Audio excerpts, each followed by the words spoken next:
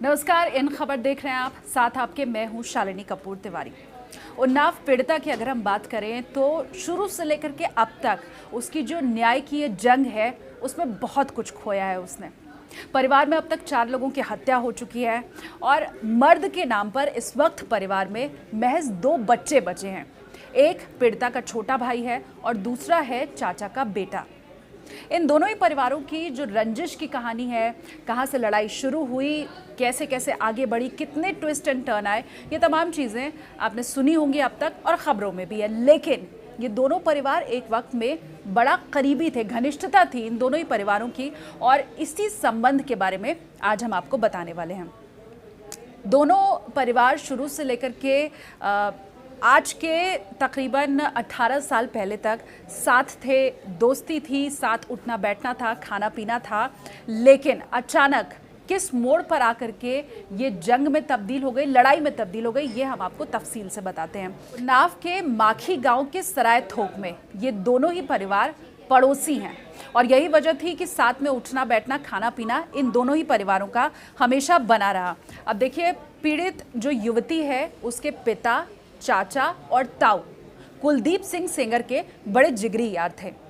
इनके दोस्ती के किस्से जो पुराने वाले हैं वो आज भी गांव में लोगों के मुंह से आप सुन सकते हैं। ऐसा कहते हैं कि कुलदीप सिंह सेंगर को जो मकाम आज हासिल है, उसकी जो शुरुआत हुई, शुरुआती सीढ़ी जो सफलता की उसने चढ़ी, उसमें पीड़िता के पिता, चाचा और ताऊ का बहुत बड़ा योगदान है। उनकी मदद से वो यहाँ तक पहुँच पाया।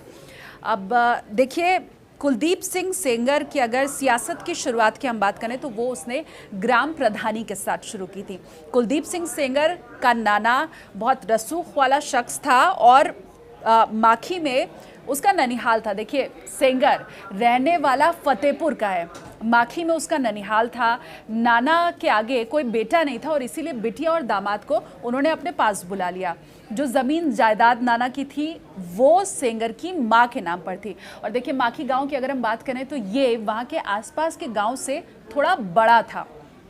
सेंगर के नाना रसूख वाले थे तो उसको लगा मैं भी राजनीति में ही आगे अपना करियर बनाऊं, और नाना की विरासत को उसने संभाला। शुरुआत उसने भी ग्राम प्रधानी के साथ ही की और ऐसा कहते हैं कि 2002 तक, जब तक वो कांग्रेस में था, तब तक पीड़िता के पिता, चाचा और ताऊ उसके दोस्त थे। 2002 में जब बसपा के टिकट पर उसने चुनाव लड़ा, वो विधायक बन गया, तब से उसने पीड़िता के पिता, चाचा और ताऊ से दूरी बनानी शुरू कर दी। उसे ये लगता था कि ये तीनों आपराधिक पृष्ठभूमि के हैं, अब मैं विधायक बन चुका हूँ तो अब अगर इनका संग साथ रहेगा तो ये मेरी इमेज के लिए खराब है, ठीक नहीं है।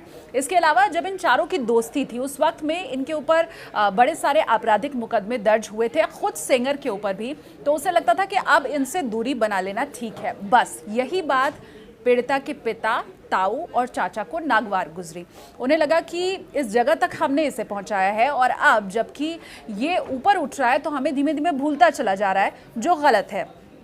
उन्होंने उसे मजा चखाने की सोची और बदला लेने की सोची और इसके लिए उन्होंने ग्राम प्रधानी के चुनाव को निशाना बनाया और तीनों ही भाइयों ने प्रधानी के चुनाव में विधायक को हम सबक सिखाएंगे ऐसा सोचा। और जब प्रधानी का चुनाव हुआ तो पीड़िता का ताऊ खुद इस चुनाव में उतर गया। दूसरी तरफ उसके सामने सेंगर की माँ थी, चुन्नी देवी था उनका नाम, वो चुनाव लड़ रही थी। अब सेंगर ने पीड़िता के ताऊ के ऊपर जो आपराधिक मुकदमे दर्ज थे उन्हें आधार बनाया और उसका जो चुनाव लड़ना था वो रद्द करवा दिया। ऐसा कहा जाता है कि पीड़िता के ताऊ के ऊपर जो आपराधिक मुकदमे दर्ज हैं उन्हीं को आधार बना करके उसका जो चुनाव लड़ना था वो रद्द करवा दिया सेंगर ने। इसके बाद पीड़िता का जो ताऊ था उसने अपने करीबी दोस्त देवेंद्र सिंह की मां को सामने खड़ा किया। और देवेंद्र सिंह, मैं आपको बताऊं, ये पीड़िता का जो वकील है अभी, जो इस वक्त पीड़िता के साथ अस्पताल में ज़िंदगी और मौत मौत की जंग लड़ रहा है उसका ये भाई था। तो इस तरह से इन दोनों परिवारों के बीच विवाद शुरू हुआ, लड़ाई शुरू हुई और यहीं से बढ़ते बढ़ते आज वो उस रूप में आ गई है जिसे आप इस वक्त देख रहे हैं। अब देखिए, ये जो चुनाव प्रचार हुआ था जिसका जिक्र अभी मैंने किया, ग्राम प्रधानी का, इसका जब चुनाव प्रचार हुआ तो इन दोनों ही परिवारों की तरफ से खूब हथियारों का इस्तेमाल किया गया, लड़ाई हुई, मारपीट हुई और इसी मारपीट में पीड़िता के ताऊ की हत्या कर दी गई। बाद में पीड़िता के परिवार ने जो ताऊ की हत्या हुई थी उसमें भी सेंगर का ही हाथ बताया था। हालांकि सेंगर की तरफ से ये कहा गया कि उससे गांव वाले इतना परेशान थे, प्रताड़ित थे कि उन लोगों ने ही पीट पीट कर पीड़िता के ताऊ की हत्या कर दी। अब ये मामला बढ़ता गया, बढ़ता गया, बढ़ता गया और आज उस रूप में है जिसे आप देख रहे हैं। लड़ाई चाहे जितनी थी, पहले करीबी थे दोनों परिवार और अब दुश्मन बन गए, पर सवाल कानून व्यवस्था का है और न्याय का है। पीड़िता के साथ अभी फिलहाल जो स्थिति है उसकी, जो चल रहा है उसमें उसे न्याय ज़रूर मिलना चाहिए और इन तमाम जो मुकदमे अभी तक चल रहे हैं उनका खुलासा होना चाहिए। सुप्रीम कोर्ट की तरफ से ये कह दिया गया है कि तमाम मुकदमे दिल्ली ट्रांसफ़र किए जाएंगे। अब उम्मीद है कि इस पूरे मामले में सच सामने आएगा, न्याय सामने आएगा। तो दोनों परिवारों के जो रिश्ते पुराने थे उसके बारे में हमने आपको बताया। वीडियो आपको पसंद आया हो या आपकी कोई राय हो तो कमेंट सेक्शन में लिखिए, वीडियो लाइक कीजिए और हमारे चैनल को सब्सक्राइब कीजिए। इन खबर चैनल को सब्सक्राइब करें और बेल आइकन दबाना ना भूलें।